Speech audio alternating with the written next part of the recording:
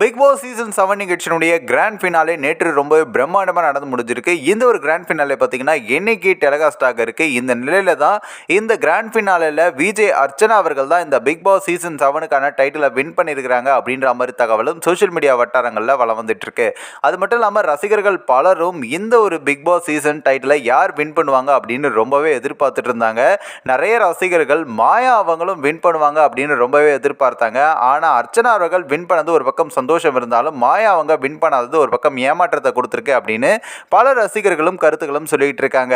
அது மட்டும் இல்லாமல் இந்த ஒரு பிக் பாஸ் சீசன் 7 நிகழ்ச்சி ஆரம்பத்தில் இந்த சீசன் பார்த்தீங்கன்னா 2 வீடுகள் இந்த ஒரு சீசனில் அப்படின்னு சொன்னது மட்டும் இல்லாமல் நிறைய புதுமையான விஷயங்களை இந்த ஒரு சீசனில் தான் எடுத்துகிட்டு வந்தாங்க. மிட் வீக் என்ட்ரி அப்படின்னு சொல்லிட்டு தான் அர்ச்சனா அவர்களை நடுவுலே பிக் பாஸ் சீசன் 7 ஸ்டார்ட் பண்ண கொஞ்ச நாட்கள்லேயே கூட்டிகிட்டு வந்தாங்க.